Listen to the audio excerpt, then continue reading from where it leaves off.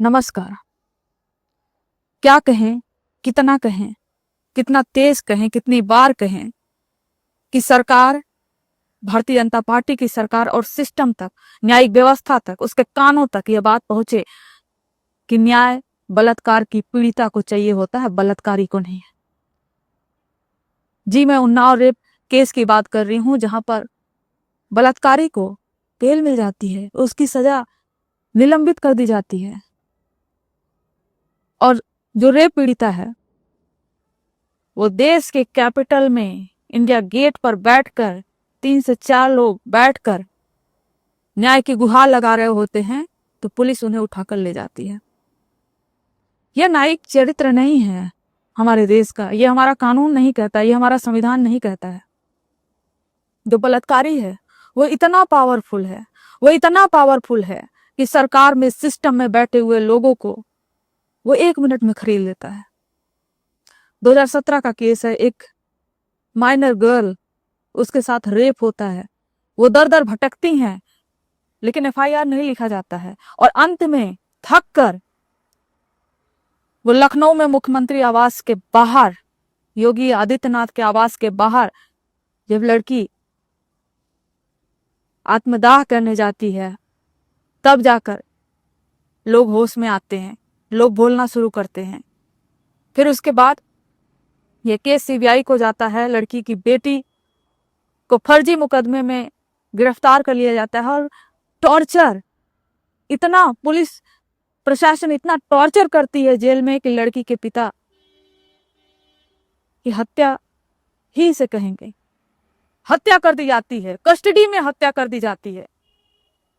इतना powerful BJP का एक विधायक कि लड़की जो पीड़िता है, जो बलात्कार की पीड़िता है, उसके पिता की हत्या कर दी जाती है पुलिस प्रशासन।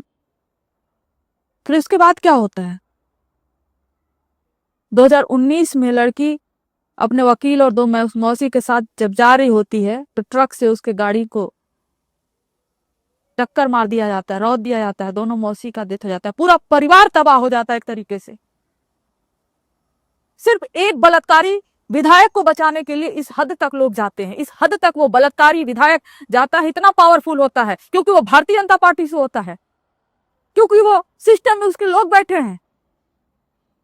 लड़की के पिता की हत्या, लड़की की मौसी की हत्या, सीबीआई जब जांच करती है तो पता चलता है कि पुलिस कस्टडी में उसके पिता को मार मार कर हत्या कर दी गई। फिर 2019 में जब उसको आजीवन कारावास जो की सजा मिलती है बलात्कारी को, और फिर 2025 दिल्ली हाई कोर्ट उस बलात्कारी की सजा को खत्म कर देता है, निलंबित कर देता है, यह कहते हुए कि वो पब्लिक रिप्रेजेंटेटिव नहीं, पब्लिक रिप्रेजेंटेटिव नहीं, पॉक्सो केस में एफआईआर दर्ज हुआ है, आजीवन कारावास की सजा हुई है। पब्लिक, एक विधायक क्या पब्लिक रिप्रेजेंटेटिव नहीं होता है?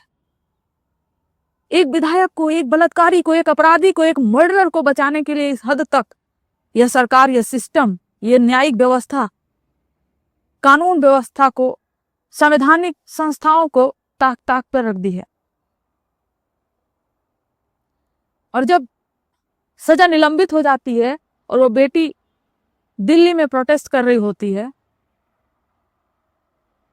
तो योगिता बयाना, एक जो सोशल एक्टिविस्ट हैं, जो दिन रात उस बच्ची के साथ हैं, उनको भी गिरफ्तार किया जाता है।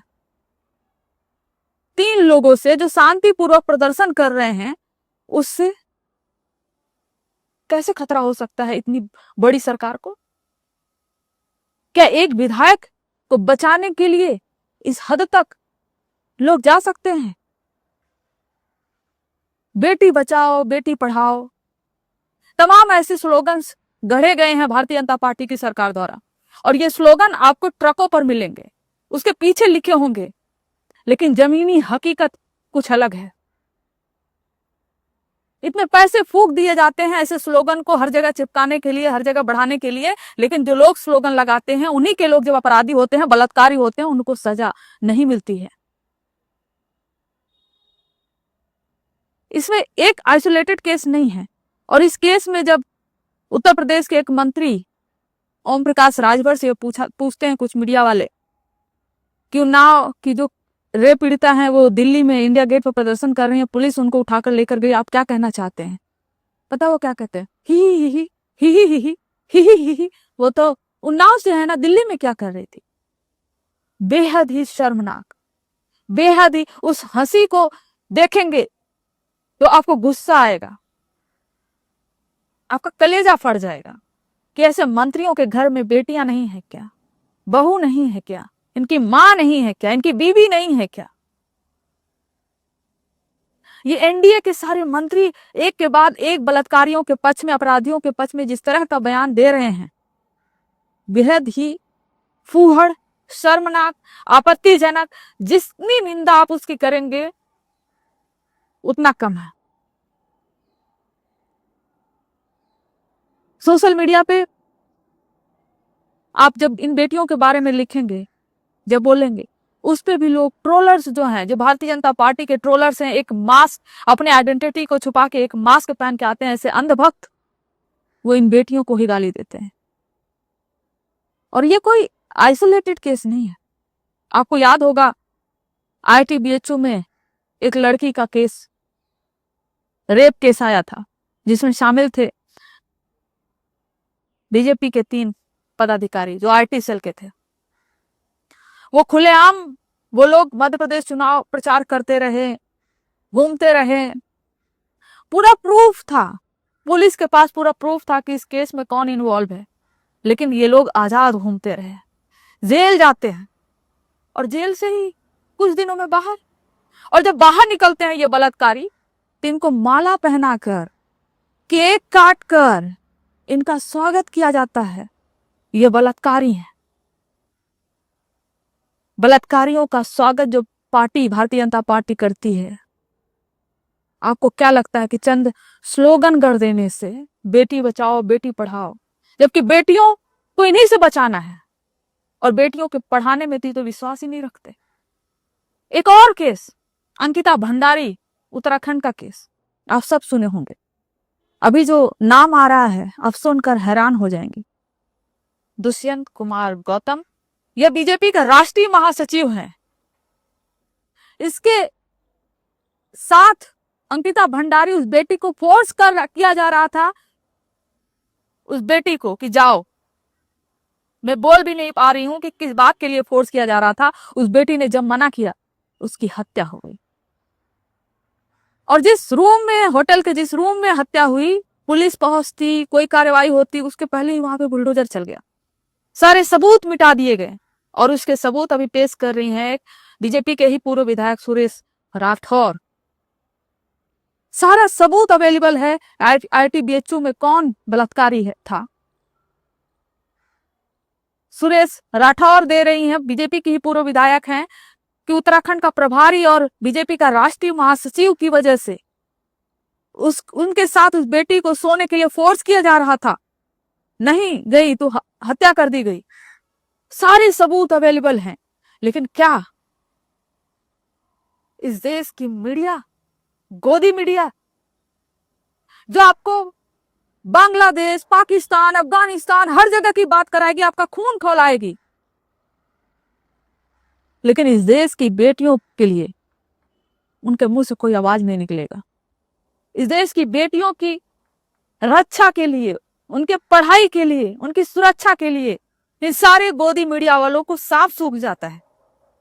बांग्लादेश में क्या हो रहा है, अरे अपनी देश की बेटियां भी हिंदू हैं, उन पर कुछ बोल लीजिए, शर्म हया कुछ तो होगा। कुछ नहीं बचा इनके अंदर। बिल्किस बानो का केस जानते हैं, एक महिला को पूरी जिंदगी उनकी खप गई कोर्ट के पीछे दौड़ते दौड़ते, और जब न्याय मिलता है और बाद में उन अपराधियों को भी ऐसे ही जेल से बाहर कर दिया जाता है, उनका भी फूल माला के साथ स्वागत होता है। तो पूछिए, क्या ये जो नई इंडिया है, न्यू इंडिया है, जो भारतीय जनता पार्टी क्लेम करती है, जहां पर बलात्कारी जो भारतीय जनता पार्टी से जुड़े होते हैं, पदाधिकारी होते हैं, उनको सजा क्यों नहीं मिलती? सजा साइंटिस्ट को मिलती है। साइंटिस्ट जेल में भर दिए जाते हैं और बलात्कारी बेल पर होते हैं।